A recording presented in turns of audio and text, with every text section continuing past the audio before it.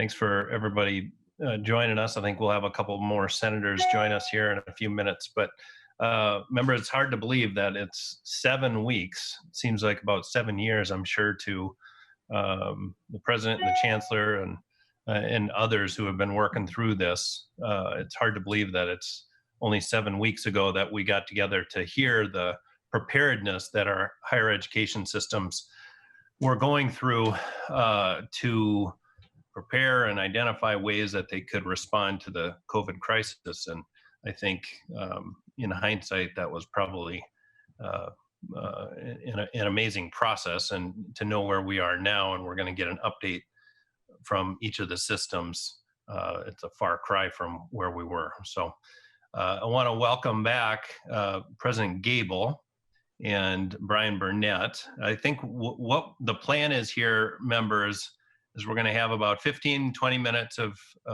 remarks, however long they'd like to go. And then we'll have questions for each of them. And then I know President Gable and Ms. Burnett are off to other things, and we'll just keep going through the list. So if you do have a question, everybody's participated in these Zoom hearings, but just raise your hand and we'll make sure that you get an opportunity to make comments or ask questions. So President Gable, I hope you're hanging in there, and Mr. Burnett, thanks for joining us today. I know these are challenging and difficult times. Thank you. Sorry, there was a little bit of a glitch. Are you ready for us to begin, Mr. Chair?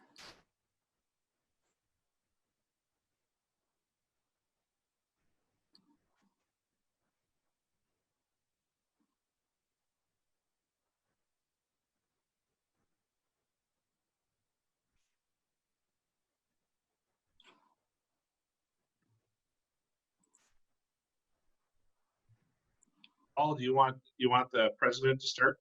Yeah, sorry, Madam President, I lost my internet connection. Tis the season these days. So this is the nature of things. Thank you, Mr. Chair, Ranking Member Clausen, members of the committee.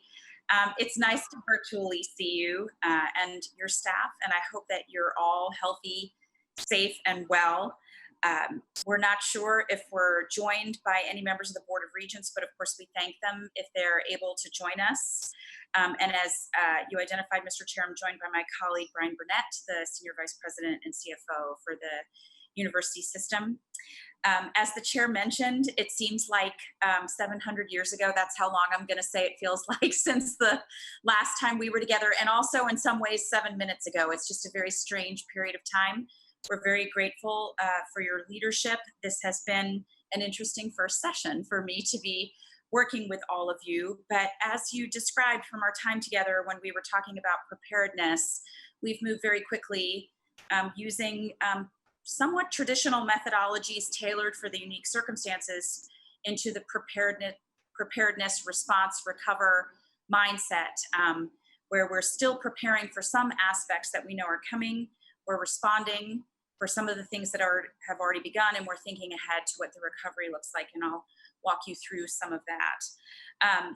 Since we were together last, the University of Minnesota has acted very swiftly to respond to the challenges presented. We've taken a lot of different but related steps to first and foremost protect the health of our students, faculty, and staff in the communities in which we serve, and of course then as a result the entire state. But we've also taken swift action to control for our expenditures and costs. For example, we've ended non-essential university-funded travel outside of Minnesota, which continues until at least May 31st, likely to continue beyond that. We'll revisit that decision in the next few days. We directed everyone to work from home, except those who are essential on-campus employees. And so we have been a contributor to the flattening of the curve, but that has also resulted in some savings, most obviously utilities and other on-campus expenses. More than 200 senior leaders have volunteered to take a salary reduction equivalent to 1 week's pay between now and the end of the fiscal year. And the cabinet and I have agreed to take a 10% salary reduction starting in the new fiscal year until the university returns to normal operations. Those won't be the only payroll reductions, temporary or otherwise, that we'll need to address, but we just wanted to set a tone from the top and make very clear that if there are collective contributions and sacrifices to be made, that it starts with us. We've also suspended all new hiring until further notice, with extremely limited exceptions and a lot of oversight and review of that process. And we've announced that the previously budgeted increases that were included in the second year of the biennial budget have been frozen. So there will be no salary increases or bonuses in fiscal year 21 for employees system-wide. So the range of savings that we have experienced by virtue of these immediate actions is in the estimated between $40 and $50 million savings in both cost avoidance and recurring savings. In terms of planning, we have plans underway for a large system-wide virtual commencement for all spring 2020 graduates that will take place on Saturday, May 16th, except for medical school graduation, which was previously scheduled for May 1st. It will be fully online. It will be able to be viewed at any time and from any location, because we know a lot of our graduates are socially distant from their immediate family who they would otherwise invite to the ceremony. So we wanted to use the technology so that we could do what we're doing right now and have everybody click on it at the same time and join in at the same time, and also give our graduates a personalized experience. Some of our graduates are in different time zones. Some of them don't have continuous access to Wi-Fi. So we'll make that link available to them for several days so that they can schedule to enjoy their ceremony in the way that makes the most sense for their family. We've also made the decision to deliver all summer classes online. Summer is typically majority online anyway. You may not have known that. I didn't actually. So that pivot is a little less abrupt than the one that we experienced in the spring semester. But we've also expanded our capacity in the summer to reflect that some of our students don't have access to their internships or other summer opportunities. And so we want them to use this time to get as much progress towards graduation as possible. So we've expanded the portfolio of courses for the summer, included some courses that typically aren't offered in the summer or aren't typically offered online, and have stood up an entire portfolio of courses around the pandemic, some of which are being offered on every campus, so that students who want to have a deep subject matter expertise in what we're experiencing right now will have access to that content in real time. We've also canceled all non-curricular events. So this would be things like summer camps, unless they can be offered online. But we've made that decision up through June 30th in case the circumstances allow us to reopen some of our non-curricular activities starting July 1st. We want to be ready to do so. And we'll make that decision based on the guidance from the Department of Health, CDC, and how the state is implementing their own planning and changes. And we'll make those decisions by the end of May. We froze tuition for next year. This is painful for us, as you know, to not have that source of revenue, but it was important for our students to be able to plan. Many of our students have experienced precipitous changes in their financial circumstances, and we wanted to meet them where they were. And we also want to be competitive in the very competitive landscape of where students are choosing to attend. And so we made that decision early for all of our undergraduates, graduate, and professional programs, except for 3 exceptions: the med school, the dental school, and 3 programs in engineering. Those decisions are largely driven by the fact that when we set tuition in those programs, they actually don't take effect for a full year. And so by the time those tuition changes go into effect, we really should be on the other side of this, and we wanted to have our tuition choices reflect that. With great appreciation to the foundation and the generosity of our supporters, we've stood up a student emergency fund. The fund itself was already established on each campus, but we were able to greatly increase the amount of resources that were available to students in those funds. So to date, over $150,000 has been distributed through that fund to over 230 students in need on the Twin Cities campus alone. And we're working through increasing the capacity of those funds over time. For some of our students, their needs are only emerging as time passes. And so we'll keep that process going over time. In an effort to ensure maximum benefits to our students system-wide, earlier this month, the board approved housing and dining refund credits to be returned directly to our students from spring break forward. As many of you saw, that was what one of our regions called a tortured decision-making process. It was a tortured decision-making process, but as new information became available and as we were able to sort of collectively, I'll just in the broad sense call it catch our breath in the first few weeks of the most frantic period of the decision making, we are very glad to have come to the right place, largely as a result of your advocacy, the oversight of the board, the advocacy of the students and their families. And so that will result in $34 million approximately being refunded directly to students. In terms of revenue or resources coming in addition to the philanthropy that I've described that's targeted directly to students, we're of course working with the federal government on the higher ed portion of the CARES Act stimulus.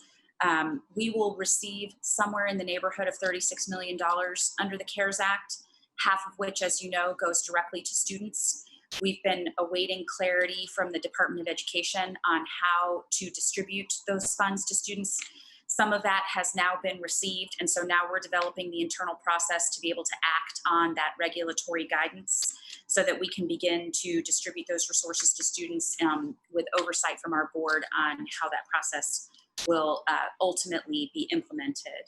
We've also been working directly with the governor's office and Higher Ed Commissioner Olson in partnership with Minnesota State to request a portion of the education stimulus that's being directed to the states. Out of the $43 million emergency block that can be spent on higher ed or K through 12, we are asking together with Minnesota State that half of that block go to higher education with equal distribution to the U and to Minnesota State. But I'll defer to the Chancellor to go into more detail on that if he decides to do so. Although, of course, obviously, I'm happy to answer any questions on that when we get to that point. As we look to the future, we are developing financial projections based on a best, middle, and worst case scenario. The best case scenario assumed that summer session would be offered online and that fall would have regular operations with some assumptions baked in. For example, that out-of-state students would likely be lower than expected, international students would likely be lower than expected. So even in the best case scenario, it's not exactly like our historical fall would look like. Our middle case scenario has us in a what we've been calling sunrise, in my sort of Pollyanna glasses half full of way of looking at things, that we would be operating in the fall, certainly offering instruction, but with some sort of hybrid combination of online and on campus that we don't know the exact parameters around, but that we assume it would have some form of reduced operation. Our worst case scenario has no on-campus operations in the fall. So we would still be offering instruction, but a lot of our auxiliary revenue, including housing, dining, athletics, and others, would be hibernating during the fall if that is what the public health circumstances dictate. So we have each budget unit across the university system modeling around this three-tiered approach, and we're doing the same with the system level budget. The range of losses takes us up and over $300 million in the worst case scenario to a current projection of $324 million, give or take, if the pandemic requires full social distancing and other limitations through the fall semester. So these losses obviously expose and accentuate for us how important state and federal resources are for us. We are absolutely committed to the health, safety, and security of our students, faculty, and staff, but also to the quality of their educational experience, to the research contributions that you've seen, so impactful all the time, but particularly of late.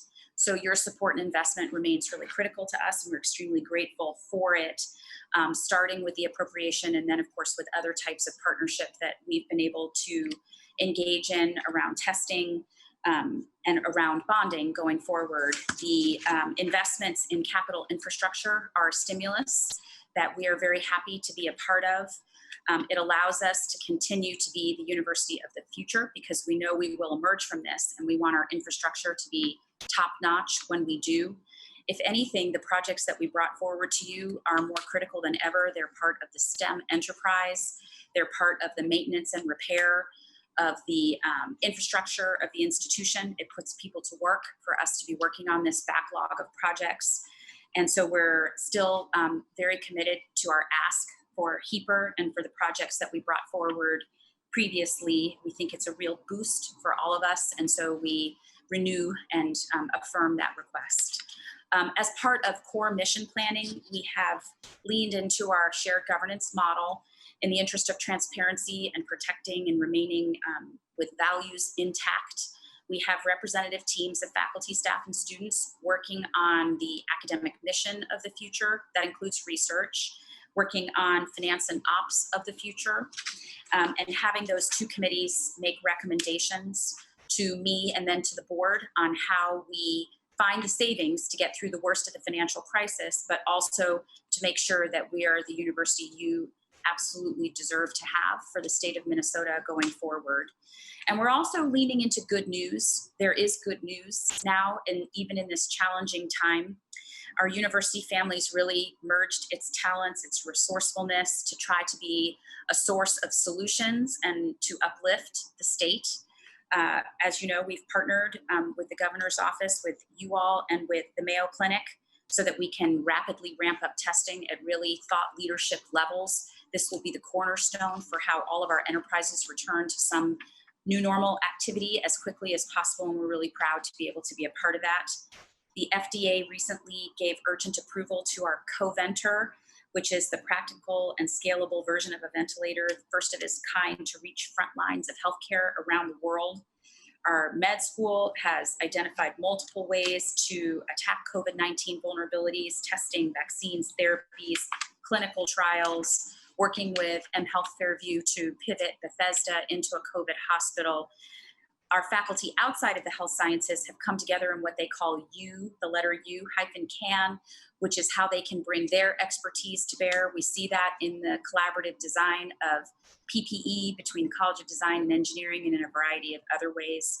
All of this is possible because of your support for the university. I want to thank each and every one of you and your staff for the work this committee does in higher education for this state, for what this means for the University of Minnesota, for what this means for our ability to partner with Minnesota State and the private colleges, and how this ensures that we'll be able to emerge stronger from the challenges that we're in today. So with a wish for your health, safety, and wellness, I'm very happy to answer any questions that you may have. Great. Thank you, President Gable. Mr. Burnett, did you want to give an update as well, or just be ready for questions? Thank you, Chair Anderson and members of the committee. No, I'm just here as an assistant with President Gable. Her comments entail the university's comments. Thank you. Great. Well, maybe I'll just start, and members, if you have any questions, just raise your hand. But I appreciate the update in the summary. There's a lot going on, obviously, and as I think of the position that you're in, I think of it as internally and externally. And internally, you've got a lot of different segments within the system. You've got a lot going on with the medical school and a lot of good things, like you said, the silver linings in all of this in the massive crisis. Externally, I think of some of those things that you can't control, the marketplace of higher education and kind of the trends that are happening, or at least that are predicted to be happening. So you touched on a little bit of it with regards to kind of a focus on what's going on now, a focus on the summer and the fall, and then the future. How do you change that modeling on the predictions of incoming freshmen and the potential of the declining enrollment with a fiscal year coming up here pretty quick? Maybe that's more for Mr. Burnett or President Gable. I don't know. I'm happy to take it, Mr. Chair. So admissions and recruitment is a art science model where we look at historical data to predict the future, and then we follow different trends, and there's a lot of nuance in how you market and how you work with high schools and how you look at the data, how you communicate with families, how you offer financial aid and other support, how you launch programs. So there's this data-driven component to it, but there's a whole human element overlay in trying to build out a freshman class. But it's normally the starting point of the conversation is that history helps us predict the future, which is not the case right now. So history is not very helpful in helping us look to the future right now. So we're looking at very real-time data. And what we have right now is we have, of course, the number of students who applied. They did that a while ago. The number of students who are starting to pay their commitments, and the Twin Cities campus has a May 1st deadline for that. That's pretty typical across the Big Ten. Campuses around the state have varying deadlines. June 1st, some have said, up until further notice, deadlines, until the class is full deadlines. But we're tracking the pace with which students are paying commitments. As you know, Commissioner Olson has been looking at students who filed the FAFSA, which of course is the document that families file to pursue financial aid. And we're looking at summer enrollment, which is probably the weakest indicator of all, but is still an indicator. So we're looking for any indicator that we can anchor into. For the University of Minnesota, we are looking okay for summer, which actually isn't a surprise because summer looked pretty good before. And students who might have been interning or traveling this summer don't have that option. So if they have the ability to take summer school, they're going to. And so we would expect summer to be flat, or maybe even when the dust settles, a tiny bit up. And so that is where that's trending. For fall, we're trending somewhere around 10% down total in terms of the freshman class and the return of upper class students, which is actually better than we thought we would be about a month ago. So we're working really hard on that, as you might imagine. But part of the challenge is that we would normally look at the commitments that students would be making at around this time of year. And then over the summer, we have what we call the melt, which is the students who commit but then don't come. And we have historical data for that too. But people and family circumstances will change a lot over the summer. So we don't know whether the melt will follow traditional patterns or not. So we look a little down this point year over year, but we are looking at that in pencil, if you will, as a predictor for what the fall looks like for us. Great, thank you. Well, we've got a couple on the list here. Senator Cohen, if you're ready, go ahead. Sure, thank you. So, Mr. Chairman, if you'll allow me a couple of questions, although first an aside, President Gable, looks like you're living at Eastcliff at this point. Yes. And so welcome to District 64. Nice to have you. So let me just follow up on what you just remarked on relative to the loss of students. What's the composition? Are you seeing the loss across the board, or are you losing all international students, anybody from out of state? And is there any change in terms of Minnesota outstate students versus metropolitan students? President Gable. Thank you, Mr. Chair. Senator Cohen, I don't have the distribution across the state yet. So I would have to defer until after May 1st to answer the statewide distribution in terms of Greater Minnesota and metropolitan students.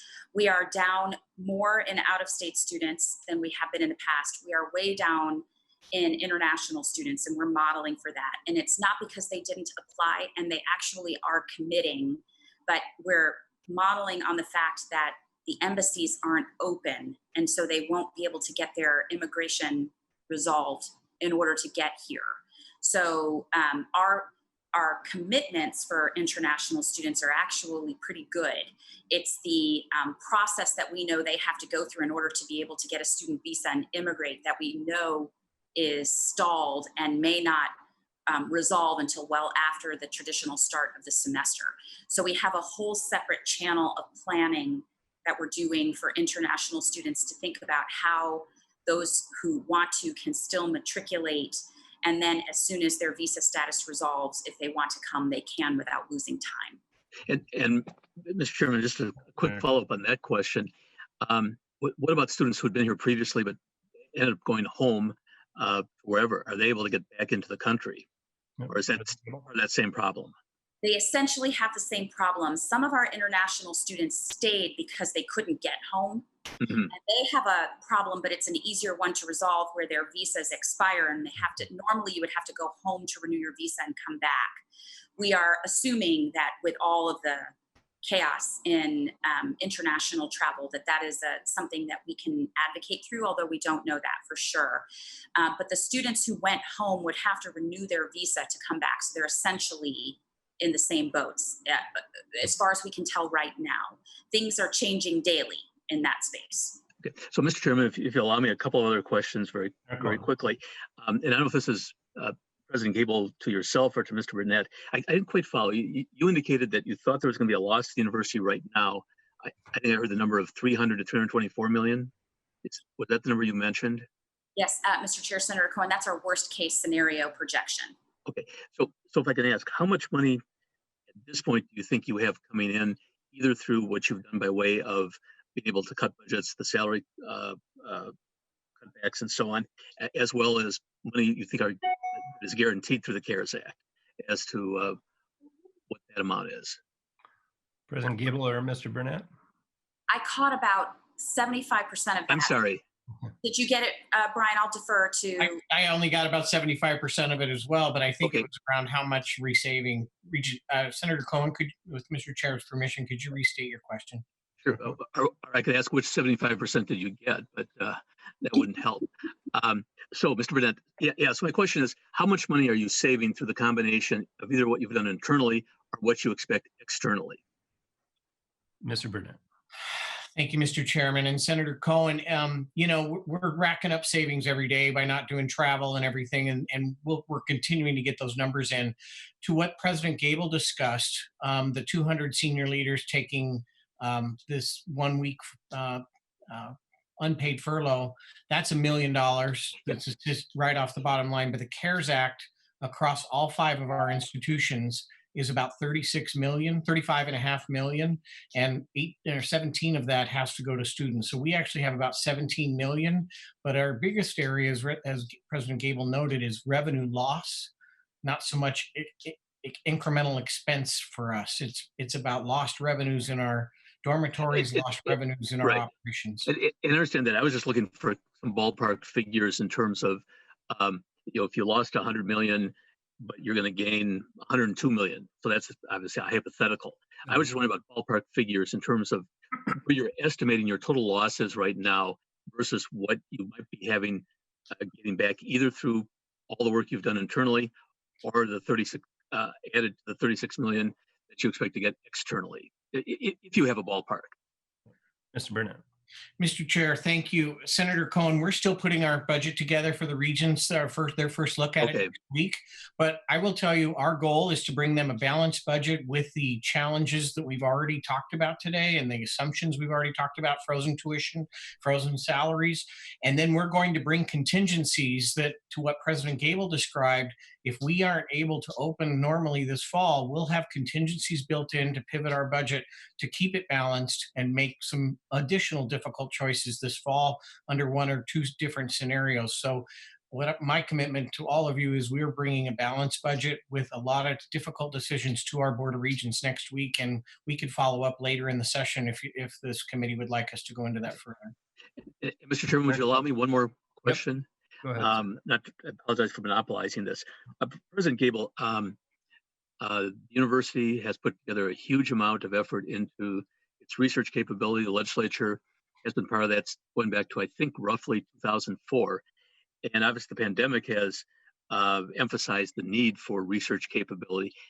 Any diminishment in that, either in terms of loss of revenue, or maybe there was somebody you wanted to bring in to a position that now you simply can't bring that person in, but is there any diminishment in the university's research capability? President Gable. Thank you, Mr. Chair. Senator Cohen, in the short term, the main impact, we have 2 short-term concerns. One is that we're on a hiring freeze.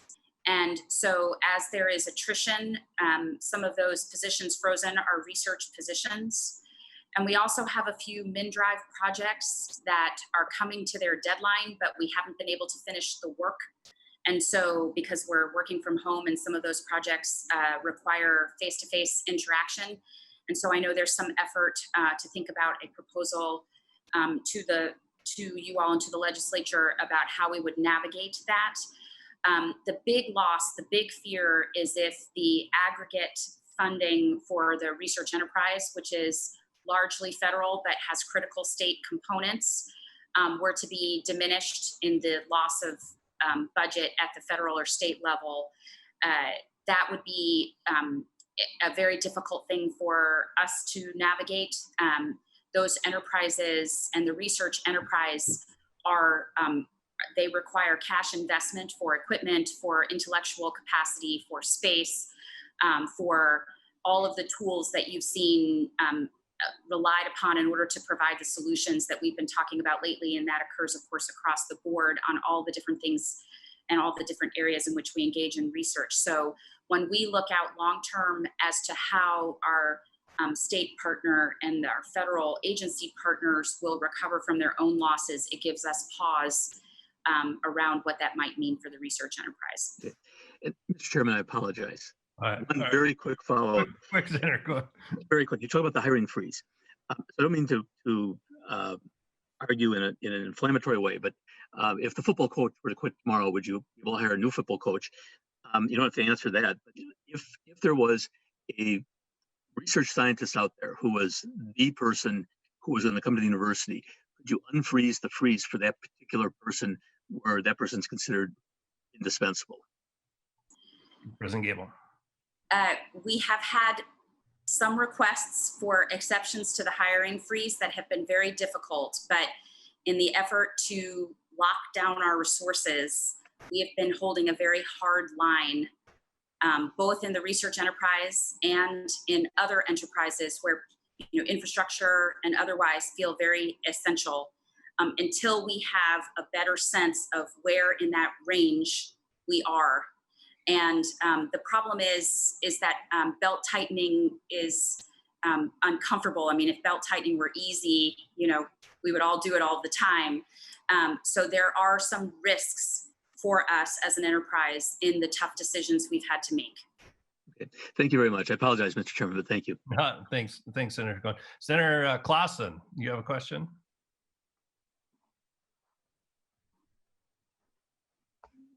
There we go. Got it unmuted. Thank you, Mr. Chair and President Gable. Thanks for being with us this afternoon. Really appreciate your time and the information you're sharing. Couple of things. I was reading an article in Education Week, and it was looking at the broad spectrum of universities, higher education across the country. And I'd just like to kind of point out some of the major things and maybe have you make a comment if you would. They talked about enrollment trends, and they were very consistent with what you have shared. So we kind of covered that one. One of the things they talked about is they anticipate that colleges, universities may be offering fewer majors, that's being looked at this time. Also looking at consolidating programs, maybe from several campuses into one, or consolidating two programs on a campus into one for saving some money. Talked about administrative cuts, which you have also talked about. And then they talked about loss of certain team sports and athletics. And then lastly, this wasn't something that was in the article, but that 17 million that you talked about that's coming from the CARES Act that will be dedicated to students. Would that be in the form of spending that money on dining and housing refunds, or is that money going to be used in some other ways for students? President Gable or Mr. Burnett? I'll take that one. Thank you, Mr. Chair. Senator Clausen. So I'll start with the last part of your question. So the first tranche of guidance from the Department of Education has disallowed any of those funds to go into the student's account per se. So they cannot be used by us to restore the funds that we've already refunded to students. They have to go directly to students, and then students can spend it on whatever they want. So if they wanted to spend it on their upcoming expenses, they certainly can. We just can't make that directive or even incentivized in the way in which we do the refund. It is to help students who have experienced precipitous financial challenges as a result of the impact of the pandemic. With regard to majors, programs, and admin cuts, so one of the working groups that I referred to briefly in my remarks is around academics and research. It has some role in addressing some of the concerns that were implied by Senator Cohen's question in terms of making sure that research continues in constrained resource environment and how you kind of double down on key areas in order to make that happen. And they're also looking programmatically at whether we have programs that maybe could be reframed, combined, paused, or accelerated. You know, we have some programs where we know there's likely to be renewed student demand by virtue of the questions and careers that responding to this kind of pandemic is likely to create. Things in big data, things in public health, the health sciences, where we may actually want to grow because of what's going on. So we're trying to look at that very holistically. Mark Coyle, our athletic director, with regard to your sports question, will be presenting to the board in May. There are a lot of conversations nationally about what's going on in intercollegiate athletics. As you might imagine, we get lots of questions about that. And he's going to present his best, middle, and worst case to the board in May, and that'll give us a lot of insight into how they might cope across the spectrum with their worst case scenario. And I'll mention for the benefit of the committee that we also are working within the conference. We have regular conference calls with the presidents and chancellors within the Big Ten. And then we, the Big Ten works with the other, what we call Autonomous 5 or Power 5 conferences, SEC, ACC, Pac-12, Big 12, and other independents, so that we can try to look for a national kind of emerging common practice to come out the way we did as all sports shut down, sort of went across the country in a kind of quick system that pulled together. We would expect the reopening to pull together that way too, although that we are learning that reopening is a little harder than closing, but that's how we would expect that to unfold. Follow-up, Mr. Chair? Yeah, if you make it briefly, we still need to get to Mid-State and University of St. Thomas. Senator Clausen. Looking at that 17 million that'll be distributed to students, how will you determine the individual amounts to students? I'm just curious. And also I wanted to say thank you for rethinking your original decision on how are you going to refund students for housing and their food. I appreciate that you rethought that one. President Gable. Thank you, Mr. Chair. Senator Clausen, we've decided to call that housing dining process a graceful pivot. That's how we're. that's our spin on what was a pretty difficult experience. But you know, new information becomes available. We're learning a lot. We're sort of building the boat while we sail, and that wasn't an ideal process, but we think we got to the right place, and we were grateful that we were given that we were able to get there. And actually, we learned a lot in that process that we're now applying in the distribution of the CARES resources. We're going a little slower. We're getting as much information as we possibly can. We're waiting for as much clarity as we can possibly get from the federal government. And now that guidance is coming down, that regulatory guidance is coming down, we're working system-wide with our financial aid department to figure out how we do it. So I'll tell you and what's sort of happening nationally is some schools have already said, we're just going to take our entire student body and divide by that and give everybody the same amount of money. A couple of schools have done that. A couple of schools have come out and said, we're giving a prorated amount to our Pell students, and that's that. A couple of schools have said, we're taking the entire tranche and putting it in our emergency fund. Every student come apply, and when it runs out, it runs out. So those are the practices that have emerged. We're looking at some intersection between those to figure out what works best for us. Our concern is that we have some students whose circumstances have changed very dramatically, very recently. And we want to make sure that by relying on historical data, like a student's financial aid that they applied for last year, won't reveal how their circumstances have changed in the last few weeks. And so we're trying to figure out how to navigate that so that we can be as equitable as possible in the distribution of the resources. And then in our case, we would bring that to the board in some form for review, since it's a significant amount of money. Thank you. Very complicated process. Extremely. Thank you. Senator Abler, question or comment? Yeah, I just have two probably short ones. One is just a yes, no, almost, and I have a math question. With all the governor's stay at home and so on and orders, are you independent of that with your sports decisions and whatever decisions you make about classes? President Gable. Mr. Chair, Senator Abler, I think technically we are, but as a large employer and also as a convener, I mean, when we're all on campus in the Twin Cities, we're 60,000 to 80,000 people at any given time.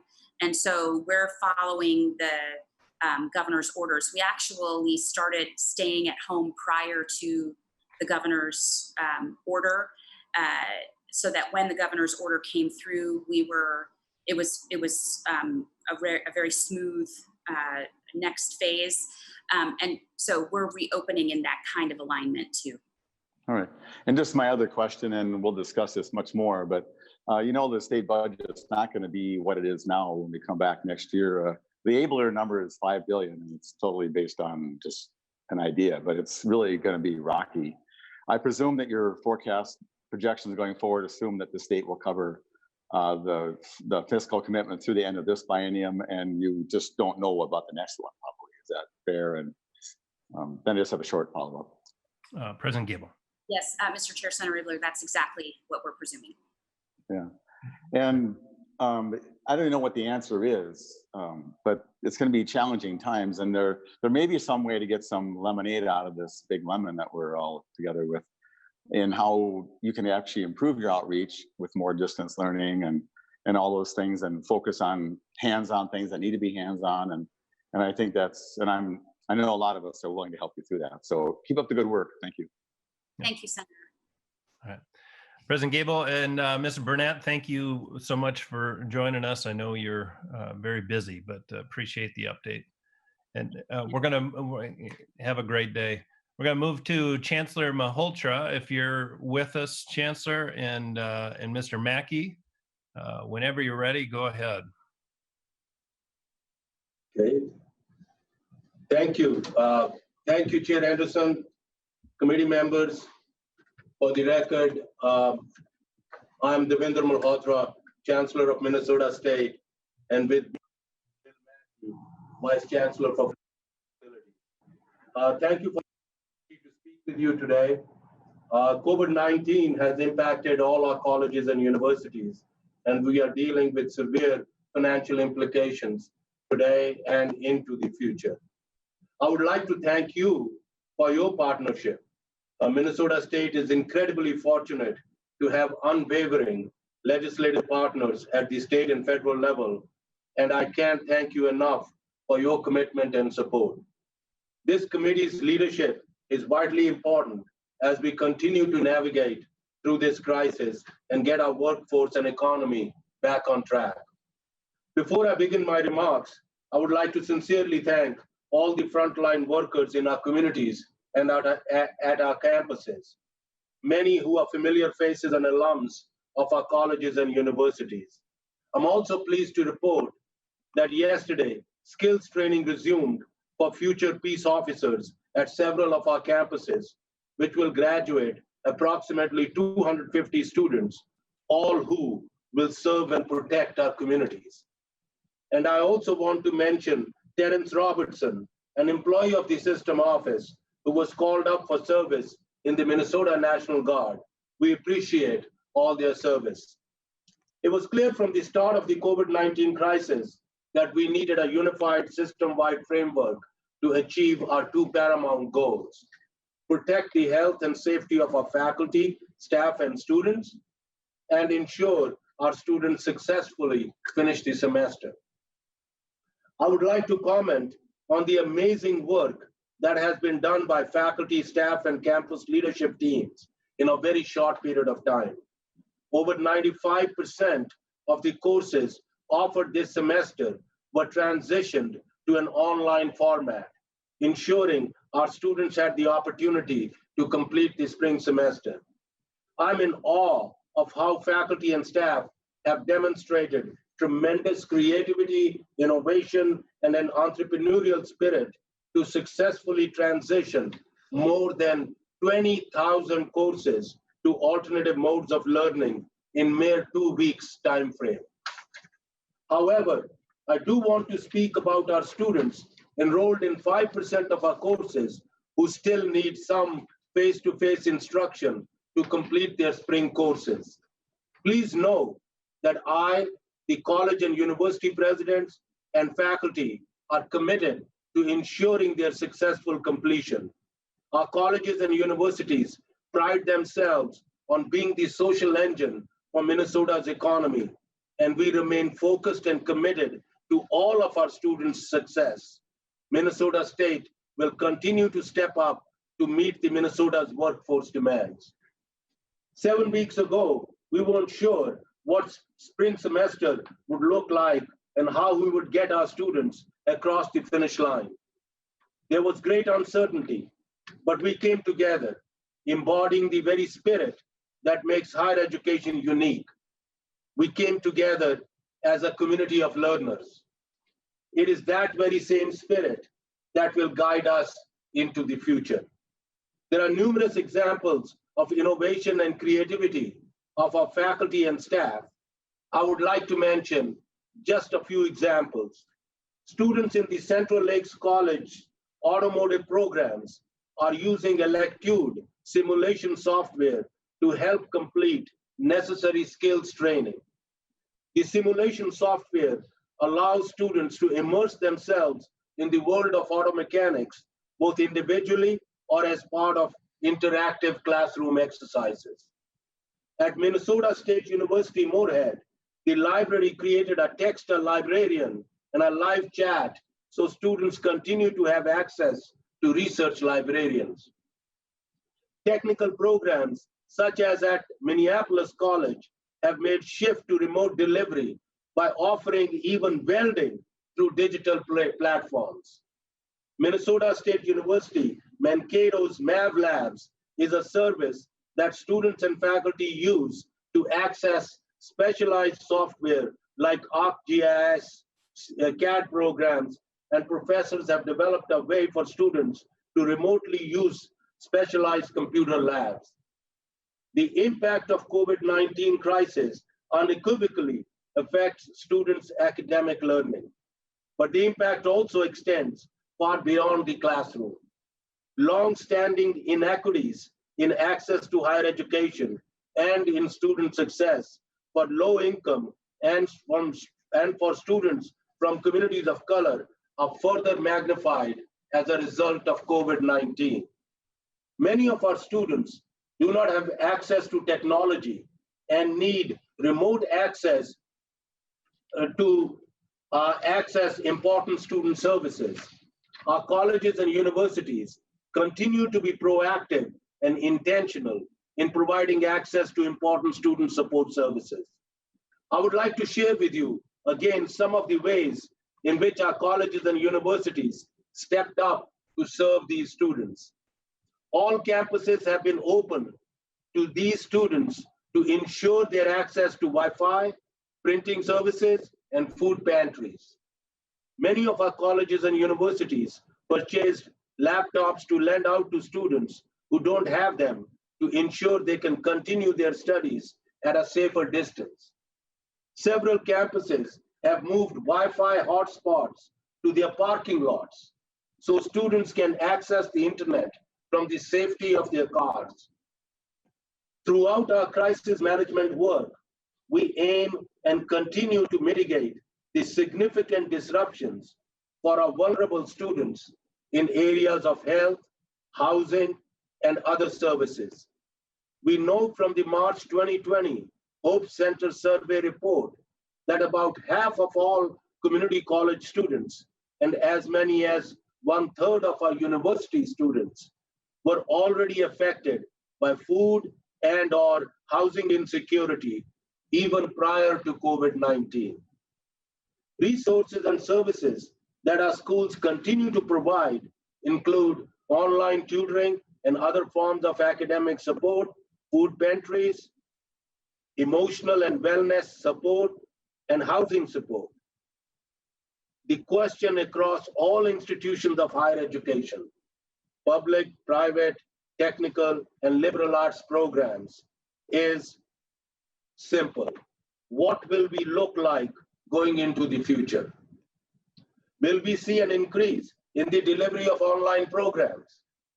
What will learning look like in the future?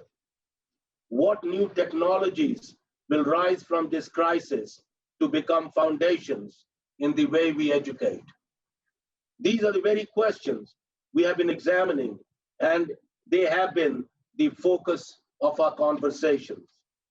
Our ability to be nimble and innovative has been showcased time and again over the past few weeks. As Albert Einstein said, in the middle of difficulty lies an opportunity.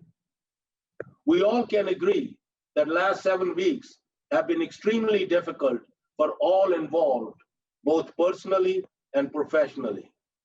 But how we as an organization choose to respond to the future is our opportunity.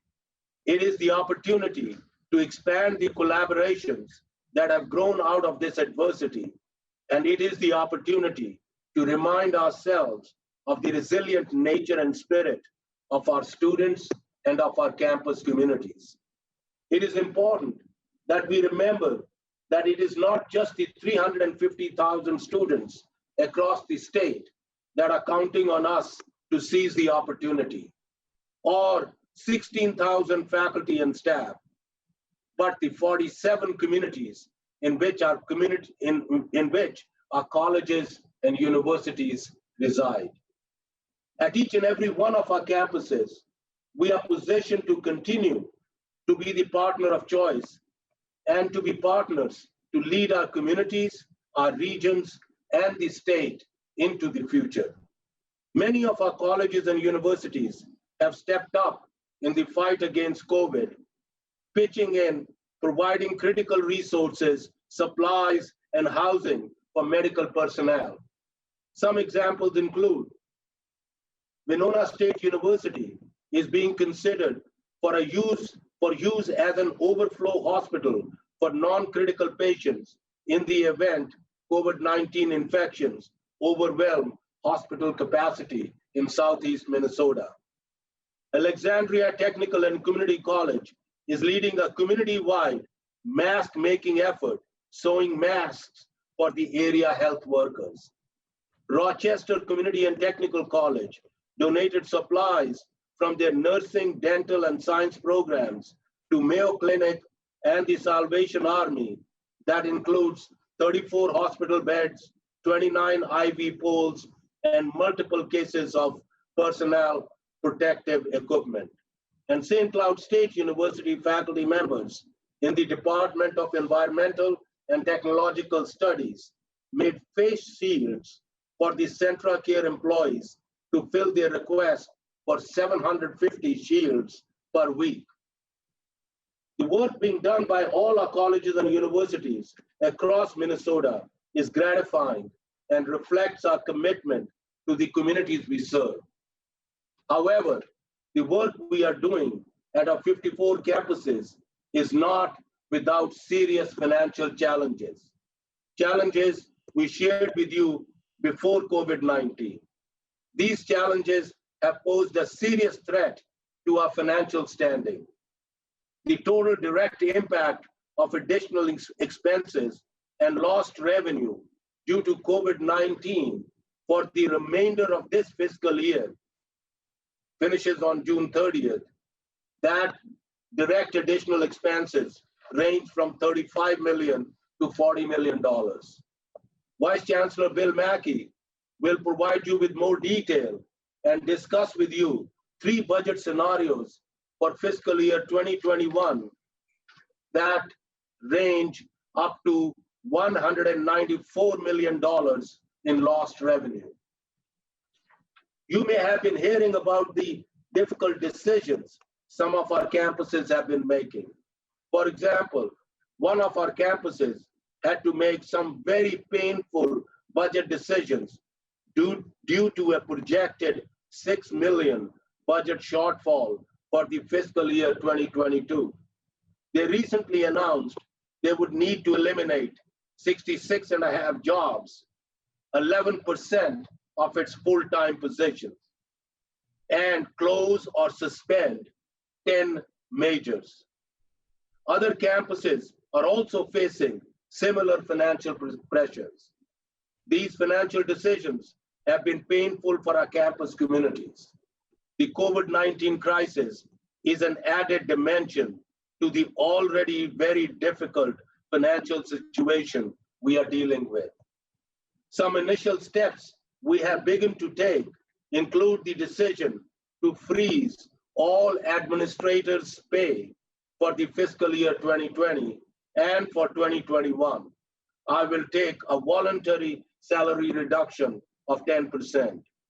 We have also implemented a hiring freeze in the system office. Our colleges and universities are planning almost all their summer classes online.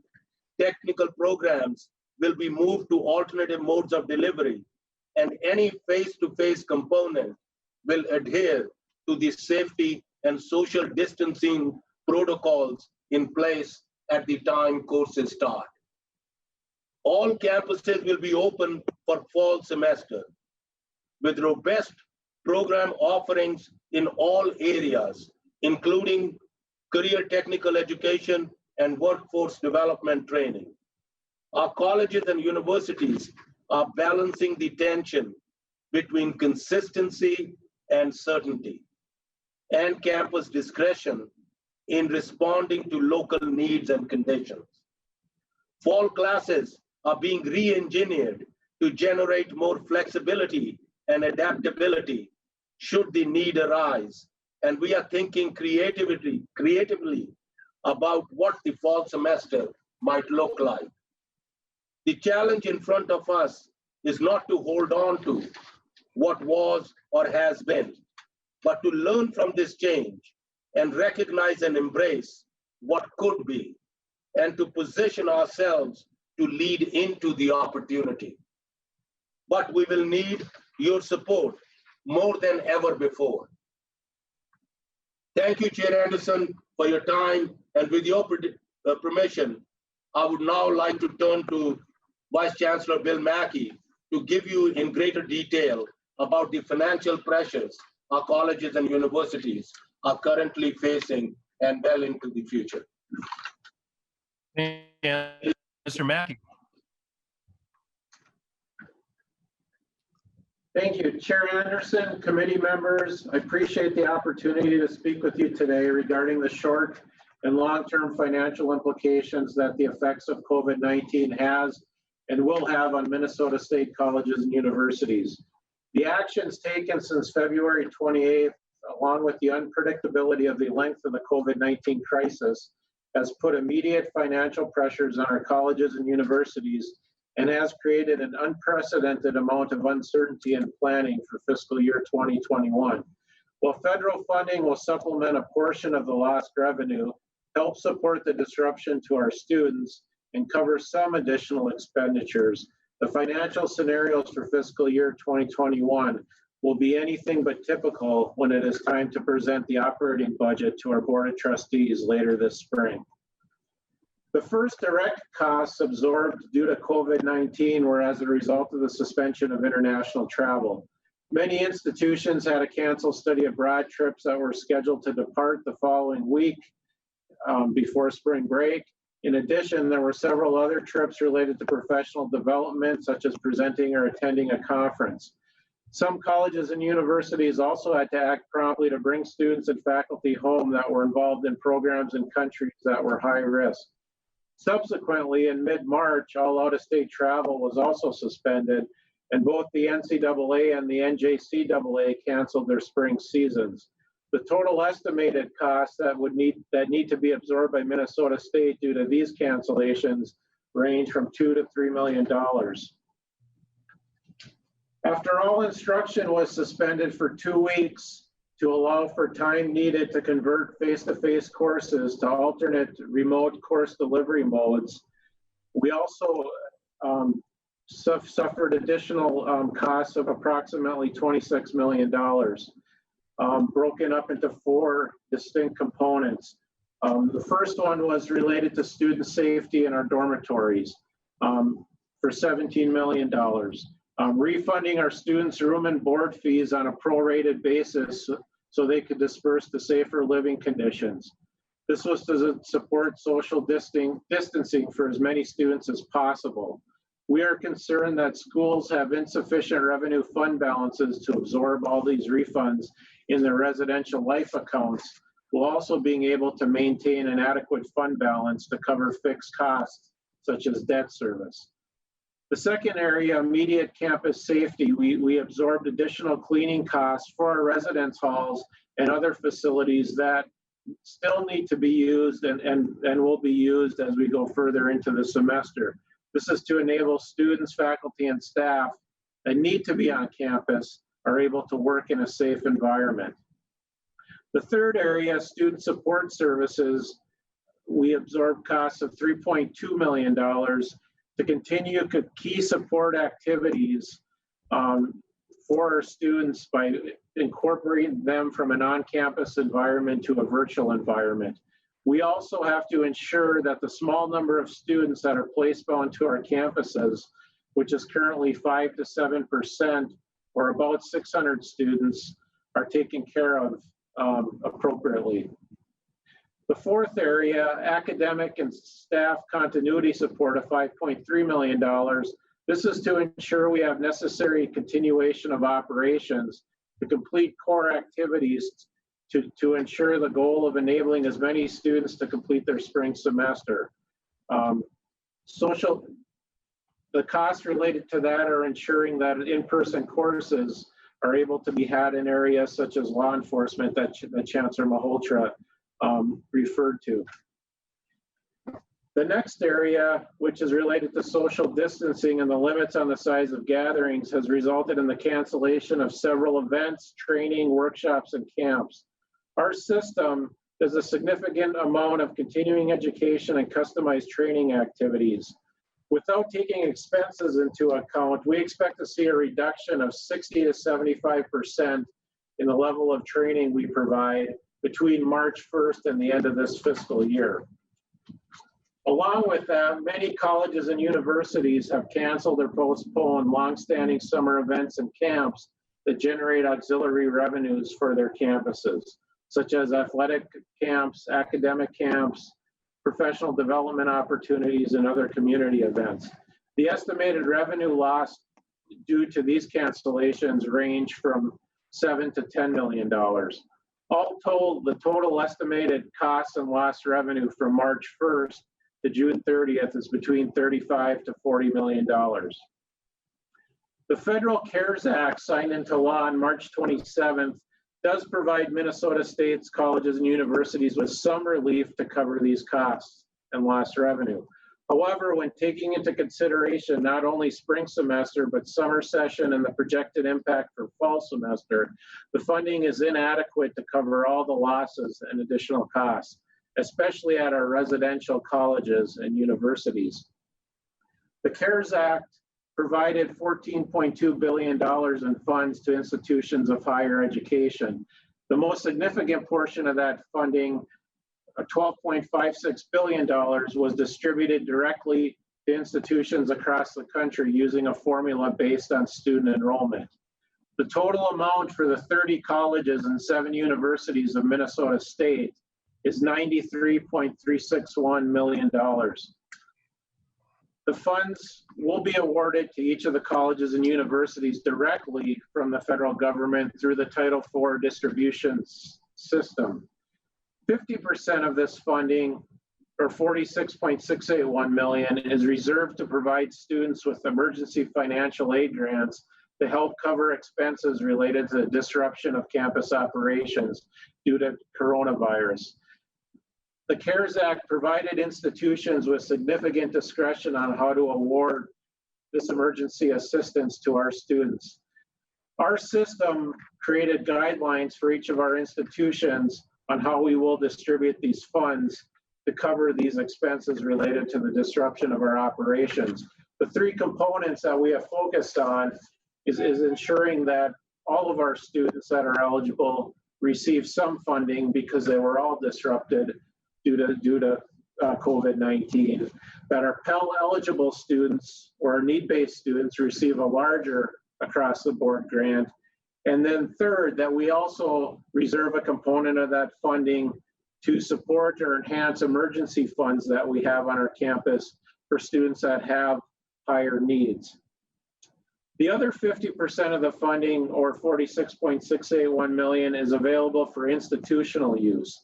Colleges and universities may use these funds to cover any costs associated with significant changes to the delivery of instruction due to the coronavirus.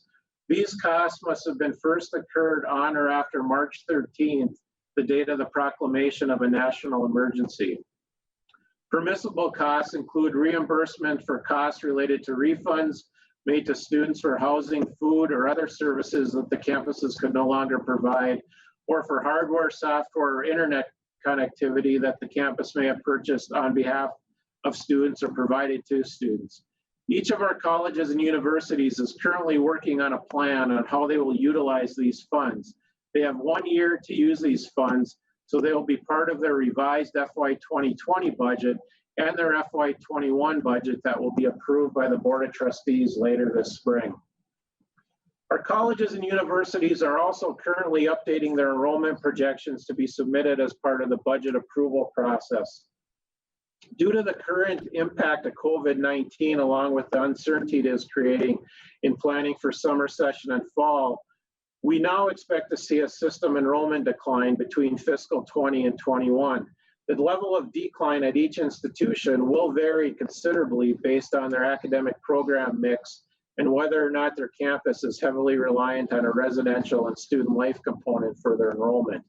We are in an unprecedented situation and trying to project on how some of our main influencers related to enrollment will play out, such as number of new students for fall semester, international students, what the impact of the national, state, and regional economy will have, particularly on our two-year institutions, and our ability to be able to return to and the extent of the in-person instruction we're able to provide. The last official system enrollment projection we had pre-COVID-19, we were planning on being relatively stable next year of a 0.2% increase. As of Monday, yesterday, our summer session enrollment was down about 10% year to date, and our fall semester enrollment was down 22%. However, there is some optimism in that the gap has closed the last couple of weeks with the timing of students registering being thrown out of sorts due to COVID-19. Under our base scenario before COVID-19, we already had expected to have a $20 million structural gap for FY 21. We have now modeled system-wide scenarios for 5, 10, and 20% enrollment declines for next year. The structural gap is estimated at $74 million for a 5% enrollment decline, $157 million for a 10% enrollment decline, and $279 million for a 20% enrollment decline. These scenarios also take into account the level of on-campus services we would be providing this fall. For example, the 20% reduction scenario assumes that the occupancy rates in our residential halls would be in the 10 to 20% range for fall semester. We are looking at multiple options to ease the revenue reductions we will face in fiscal year 21. Some of these options are not ones we would generally entertain in the process of developing our annual budgets. We are looking at reprioritizing our FY 21 allocations to temporarily meet the revenue gap that we will experience this fall, along with exploring options to mitigate a tuition increase for our students. One example might be utilizing state appropriation that is earmarked for a specific purpose, such as leveraged equipment, and utilizing those temporarily for a year for operating funds in lieu of tuition revenue. On an annual basis, our colleges and universities also reallocate $20 to $30 million to reduce their base operating budgets to reinvest in emerging priorities. The reallocations for 21 might involve further delaying of capital investments, a strategic initiative, or other long-term planned investments. Some of our colleges and universities will also utilize fund balance to cover some of the immediate shortfalls and may plan to use a portion for fiscal year 21. They would be planning to reallocate fund balance to cover their projected enrollment loss. In the event enrollment loss comes in higher than projected for fall, colleges and universities also might have to use a portion of their cash reserves to cover the sudden revenue shortfall. By our board policy, each college or university has a 5 to 7% general fund reserve. We need to balance getting through the short term while also ensuring we have the capacity we need for the future. Part of that capacity would be the ability to continue the investment in our campus facilities with a bonding bill this session. We remain hopeful that a bonding bill would include HEAPR funding that would in particular help our colleges and universities continue to invest in their facilities and ultimately reduce their operating costs. We're also cognizant that over-reliance on our fund balance and reserves could put us in a situation where our credit rating is impacted or individual accreditation is put at risk at one of our colleges and universities. Our colleges and universities will continue to monitor the situation and plan accordingly to balance their short-term needs with long-term financial sustainability. Chair Anderson and committee members, that concludes our formal remarks, and we are now prepared to stand for questions.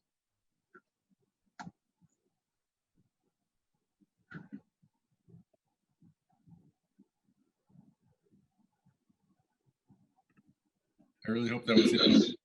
That'd be awesome. Back up. Sorry about that. Thank you, Mr. Mackey. Senator Isaacson, you have a question. Yeah, I have a question from in-state. A couple things. Do we have any rough, and if you said it, there was a lot of material going by us, so I want to make sure I didn't miss too much, but do we have any rough estimates did you say about what our estimated enrollment's going to be coming up? And I'd like to know if we have a different estimate for 2-year colleges to 4. And then I have one more question after that. Yeah, Mr. Mackey or Chancellor Malhotra? Chair Anderson, Senator Isaacson, as Vice Chancellor Mackey mentioned, that there are a lot of moving pieces we still need to figure out because our registration processes have been disrupted because of COVID-19. Right. But to your question, 2-year colleges face different set of factors often than our universities. And for example, I'll mention one factor and then I'll let Vice Chancellor Mackey chime in too. For example, for our colleges, the enrollment is often counter-cyclical. That is, when unemployment rate is rising, right, our enrollment goes up because students tend to come back to get additional skills or engage in some career-changing skill acquisition. And so, but at the same time, this is a very different time period because this is coming at a time when the ability to pay for by the students is also dropping very dramatically, and there is a tremendous amount of anxiety.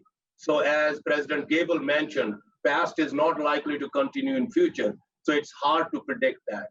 Similarly, there may be other factors too, which will affect differentially, particularly the incoming class into our universities, which often comes in and utilizes the facilities a lot more than usual.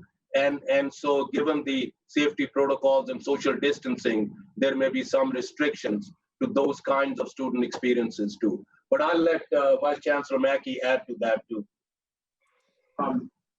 Chair Anderson, Senator Isaacson, the system is working on providing a more thorough framework of enrollment projecting to account for the new circumstances that we are under. But we do expect that there'll be considerable variation in the enrollment projections between colleges and universities depending on many different factors. Some of our colleges and universities had previously planned enrollment declines due to their own individual demographics that they're facing.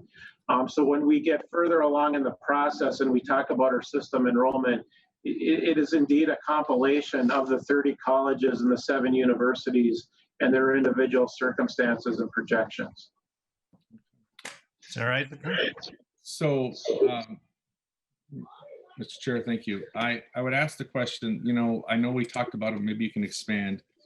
In the advent that we have a worst case scenario happen, what is the plan we have for, you know, if we have a school that becomes somewhat financially insolvent, how do we absorb or move those costs around? I'm assuming contingency plans have been made. I just want to know if you can expand on that or maybe walk me through that a little clearer. Chancellor Malhotra or Mr. Beebe? Chair Anderson, Senator Isaacson, a great question. And as Vice Chancellor Mackey in his remarks alluded, that all our colleges and universities currently are in the midst of making some enrollment projections for fall and also developing the budget. And so we will know for sure a little better as to where those budgetary stresses are more extreme in which of our colleges and universities. And it is our intent then to work with them. Because I also want to point out, as I mentioned in my own remarks, that many of our colleges and universities, which were already facing some existing budgetary pressures, they were already in the process of making those needed adjustments. Mm-hmm.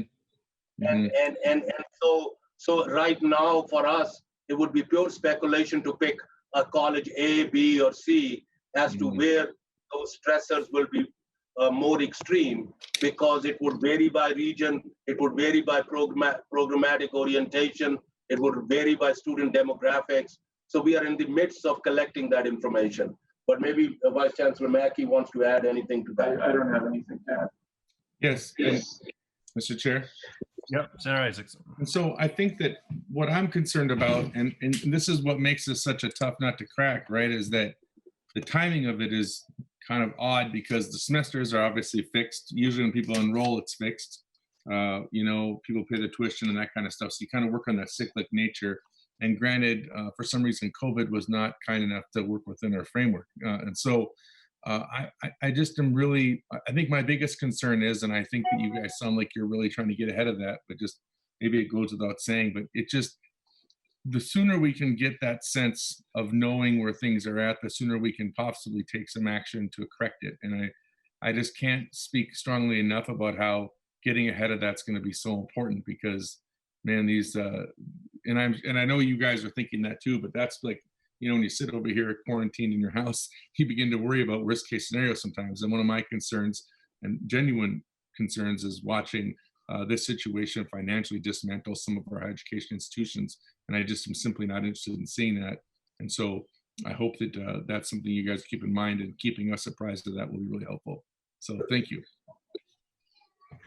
All right, members, I know Chancellor Malhotra and Mr. Mackey need to get over to the House hearing as well, not through the, you get to just jump on another Zoom call. But members, if there's any quick comments or questions, happy to take them, but we also want to make sure that President Sullivan of University of St. Thomas has a chance to share their experience as well. So if we don't have any questions, I know Chancellor Malhotra or Mr. Mackey are available offline as well.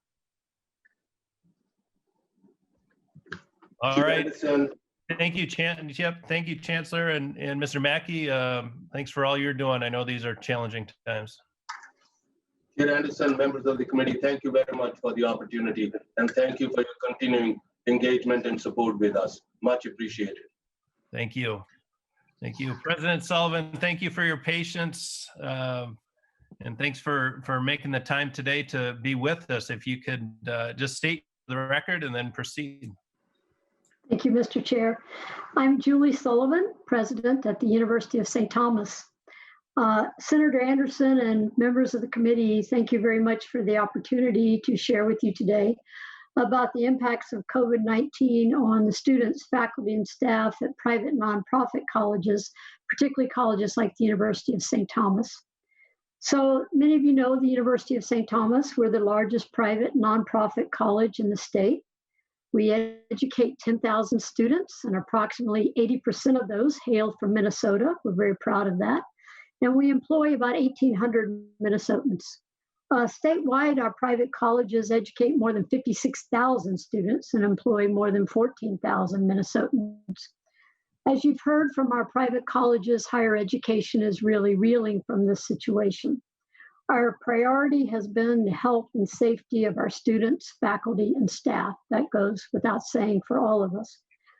We acted swiftly. We are a residential-based campus, and we acted swiftly to move our students out of their residence halls, bring them home from abroad, cancel countless conferences and events, and stand up an online learning platform to ensure our students' academic continuity was uninterrupted and they could progress to their degrees and enter the workforce. As the crisis has unfolded, we kind of got through that chapter 1 of getting everyone resituated and continuing their learning and figuring out how much all of that cost us. But then, what is really continues with us is the increasing need of our students and their families. We committed to paying all of our student workers through the end of the semester. Even though they weren't able to work through the end of the semester, we committed to pay them through May 15th. However, they often had multiple other part-time jobs that they were relying on for their living expenses and their tuition, and they've lost all of those jobs. So they've seen their financial resources decrease dramatically. Financial aid, including the Minnesota State Grant Program, will help many of our students pay their tuition and stay on track to graduate. But you just have to know what worries us every day is their need is greater than ever, and it's growing. And I'm really grateful for this committee's support for the state grant program. But not only do our students and families have these diminished resources to pay tuition, many can't meet their basic needs, whether that be housing, food, internet access, healthcare costs. You've heard a lot about the CARES Act. That applies to us as a private university as well.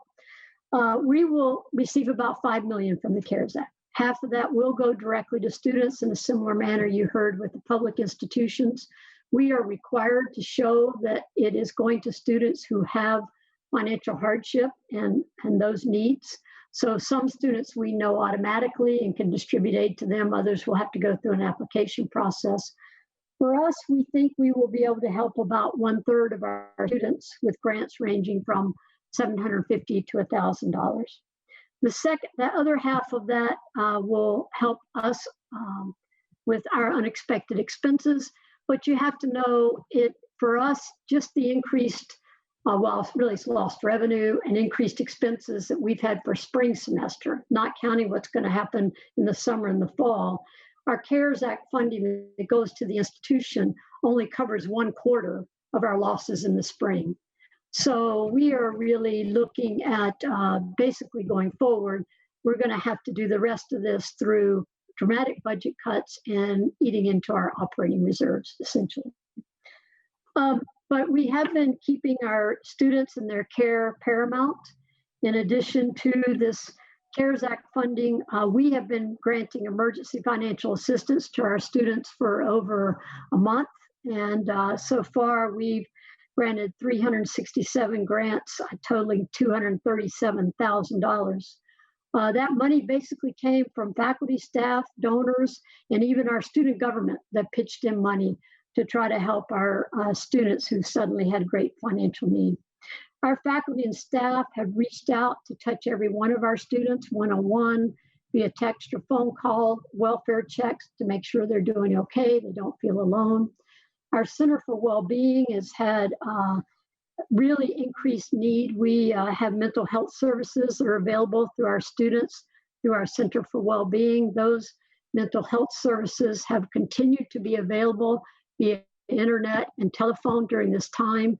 The demand for those services is extraordinary, as you might expect, but we believe that's a very important thing we have to do to ensure we're really caring for our students in terms of their whole person.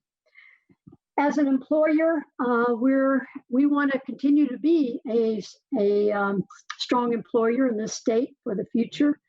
As I said, we not only committed to employing our student workers through May 15th, we also committed to employing our faculty and all of our staff through May 15th. This involves some difficult decisions. Again, like you heard from the publics, our senior leadership team and I have reduced our salaries through December 31st. We've eliminated compensation increases for next fiscal year. We also have a hiring freeze. We've suspended university-sponsored travel through the end of the calendar year, greatly reduced discretionary spending across the university, deferred spending on capital projects. And these immediate mitigation strategies are kind of the first cut out of the gate. We know as we go into summer and as we try to anticipate what happens in the fall, that we'll have to take additional cost-cutting strategies. And these will, potentially involve additional salary reductions and or furloughs. One of the things that I did want to bring to the attention of the committee, for a self-insured nonprofit such as St. Thomas, the CARES Act includes reimbursement for self-insured nonprofits for 50% of the increased unemployment insurance that we would have to pay based on furloughed employees or laid off employees. And we are requesting that the state consider treating self-insured nonprofits as they do for-profit businesses and helping us by providing the other 50% relief, similar to what Governor Walz's Executive Order 2005 has done to provide full relief for-profit companies for increased unemployment insurance. We're looking to the future. We're not that different from what you've heard already. All of our summer courses are completely online. They are, it's a very robust offering. As President Gable said, it's even more robust than last summer. And they are pretty fully subscribed. One of the things we attribute this to is we made a decision a few years ago to make our summer tuition half price, so we could encourage all of our students to go home or to work or to do whatever they could in the summer to continue to earn income while also progressing towards their degrees. And I think that half price is particularly appealing in this really financially constrained environment that we have. We are also planning future scenarios for the fall. Best case scenario for us as a residential campus, as a campus that thrives on small classes, personalized attention, lifelong relationships between faculty and students, is if we can at least have some partial on-campus presence in the fall. We'll be working with the Minnesota Department of Health, but we are hoping we will resume in-person classes and operations as scheduled, of course, embracing appropriate social distancing and other safety protocols. We don't expect we will be able to be at full capacity on campus. There will still have to be a virtual or hybrid option. But we really feel like our community is yearning to come together and that we will maximize our fall enrollment if we can get to that scenario. But we have to look at revenue losses in all of our scenarios, including that one. Others that would even have probably more revenue loss for us is if we were unable to begin in-person classes and we had it at beginning in the fall and we had to push our semester out, to November or even later, or we started in person and all of a sudden we had to do a dramatic shutdown like we've just done because of some, big flare-up of a return of COVID-19, or operating completely online. Our constituency we've worked hard to make our online learning environment as robust as we can be and as interactive with our faculty and our students. And they're happy to do that through the fall, but they're anxious to get back to more in-person instruction. So we do not want to be completely online. But we will work with the Minnesota Department of Health and do what we can to hopefully bring students back to the classroom and back to our residence halls. We don't know exactly what new normal will be. We're committed to continuing to fulfill our mission and leverage our strengths in a post-COVID world. We know there'll be many new opportunities for us in the future, for all of us in higher education, to do things differently. and to enhance how we educate, to expand whom we serve, to improve the student experience, and reconsider how we work. There'll be opportunities to do all of this in the future. St. Thomas has been here since 1885, and we really believe in our mission of preparing morally responsible leaders to advance the common good. We are committed to working with you as our partner. We really appreciate your service, but we want to be your partner to sustain a robust and strong and flourishing state for many centuries to come. So thank you very much for the opportunity to testify. Thank you so much, Madam President. And I had a little glitches there a couple of times, but did you talk about any kind of modeling that you're doing, predictive measures on declining enrollment, or any kind of thoughts from St. Thomas's perspective? Yeah, we are in the same situations as the public's. Our actually deposit date for our incoming new students is not until June 1. So we're hoping to admit a class of 1,450 students. We have about 1,200 deposits so far, and there's over a month to go, and we're working very hard to ensure that we have a full class. For returning students, they are in the middle of registering for the fall, so we're now just getting that information ourselves as well. But I think we all have to model things like 10% declines in enrollment, whatever that might mean, and see how we can do that. And some of that, there may be more declines in enrollment of first-year students than your returning students, because your returning students, obviously, they've invested something with you and they want to stay on track to get that degree.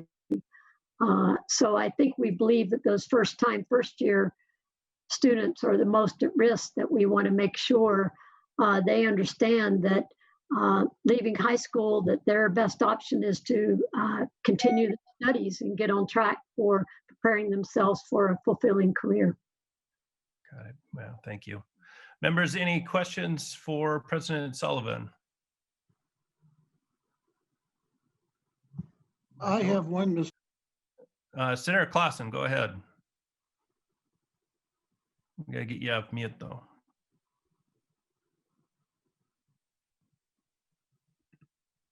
Tricia or Aaron, could we unmute Senator Clausen?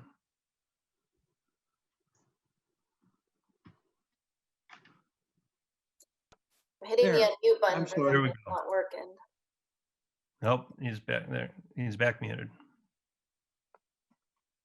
Senator Clausen? It keeps bouncing back to muting, but I think I got it now. Okay. President Sullivan, have you worked with the other nonprofit private colleges in the metro area where you're looking at how you might come together as a group of institutions to address some of the things you all are facing? I had talked to President Gable earlier about an article in Education Week about consolidating programs and administrative sharing and fewer majors. Any comments on some of those issues? President Sullivan? Thank you, Mr. Chair. Senator Clausen, we have something called the Minnesota Private College Council, and we are all members of that, and we have been talking about these kind of issues for years. Each of our institutions probably draws a little bit different population, whether that's in-state, out-of-state, older, just out of high school. So I think we each kind of draw from a certain segment of students who are interested in certain things. University of St. Thomas obviously draws a very large undergraduate population interested in business as well as in engineering, as well as in a number of the things across the spectrum of the College of Arts and Sciences or education. So I think we've kind of all found our niche, but we do always talk about ways we could be more efficient, and have continued to talk about ways in terms of shared services and that kind of thing to cut costs. Thank you. Senator Jensen, did you have a question? It was more of a question for you, Mr. Chair. Okay. That's great. Well, Madam President, thank you for being with us. Thanks for sharing your testimony, and thanks for your hard work. I know these are challenging times. Thank you, Mr. Chair, and thank all of you for your service. You bet. All right. Senator Jensen. Yeah, Mr. Chair, thank you for having the opportunity to gather information from higher educational centers around the state. In reality, before we go sine die on May 18th or whatever date we end up doing it, is there anything real that you think that we can do to help the university and in-state, the St. Thomas? I mean, what do you see us doing as a committee over the next 2.5 weeks? Yeah, well, I appreciate the question, Doc.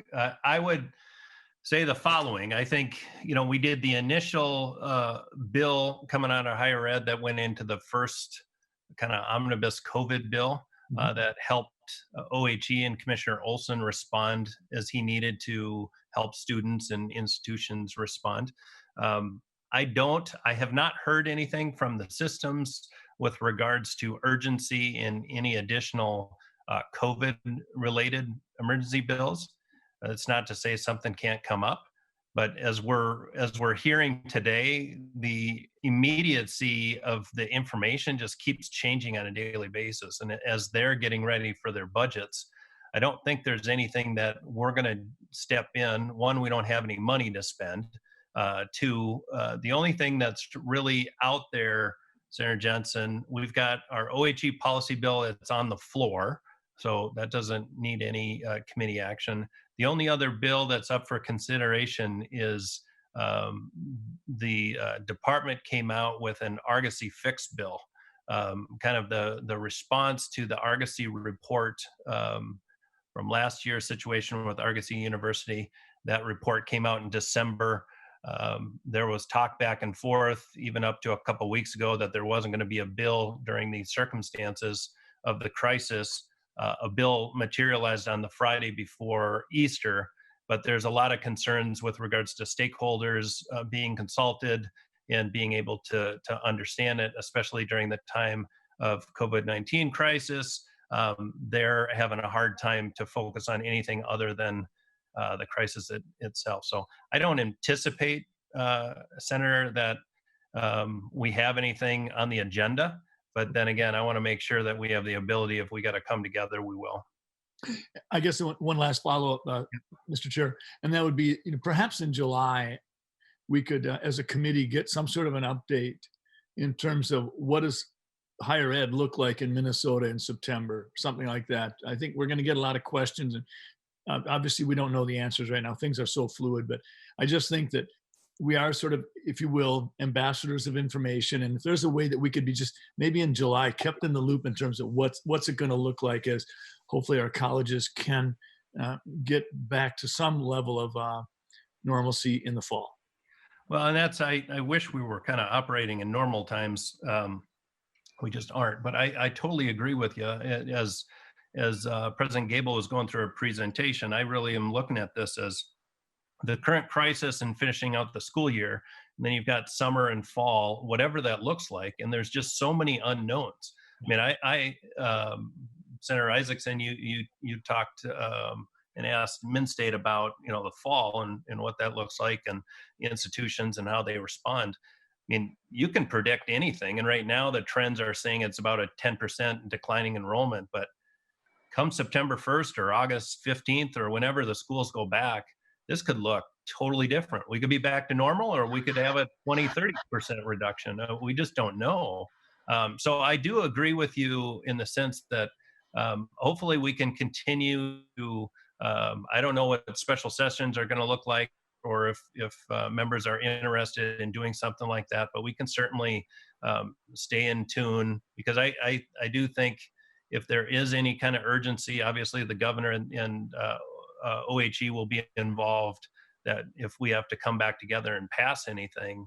But this fall is going to change dramatically, and the legislature won't be back in session until January, with who knows what kind of forecast as well. So I agree. Members, other additional comments or questions I know we went a little bit over. I don't know if we still have Senate media with us, but I know they have to get to another committee. But any other additional comments or questions? I'm certainly always available. Go ahead, Senator Newton. Yeah. Chair Anderson, can you tell us where we are on the bonding request for higher ed? Yeah, well, I don't have any inside information that will excite everybody. I probably know as much as each of you. I continue to advocate on behalf of our systems and the HEAPR dollars and in the projects that are out there. I think overall, we're looking at if we can come together on a bonding bill, I think the size is nowhere near what we were discussing 8 weeks ago. I think the focus is going to be on that, what we can afford on that $755 million. And then whatever in addition to negotiations, if anything increases over that. But that dramatically changes any kind of a bonding bill that's between, you know, 1 and 2 billion or even more that was talked about back in February. So, but I do think as members of the committee and certainly representing all the systems and the campuses in each of our districts, it's an important position for us to be advocating for those HEAPR dollars that can be put to use in shovel-ready projects as soon as possible. Thank you, Mr. Chair. Any additional comments or questions, members? Mr. Chair, Jim Abler. Senator Abler. Yeah, my hand doesn't rise on my phone, so I'm sorry. Just encouragement, it's probably purposeful, but just encouragement to the systems, both the U and Minnesota State. Senator Isaacson referenced, like, what if one, you know, goes insolvent or something? And I hope that each of the two systems look at themselves as a system. And many things are going to happen. And if some place randomly, it's just is really not in good shape, but it's one we really want to keep, I think if we encourage them to look at the whole system as a unit and not require each system just hang on, each facility hang on its own. Just a thought that, just to encourage them that way. I'm thinking about it, but I just wanted to say it out loud. So we got our hands full, Mr. Chair. No, I agree, and I appreciate the comment. Boy, we didn't. I think this hearing could have probably been a 3-hour hearing with all the questions we could have had for the U and Min State. So I apologize. We're time constrained here, but I really think what comes out of this is going to be some not just. I mean, the innovation and the reforms that will have to come out of this. There's no choice to it. So, but protecting the system, I agree with you.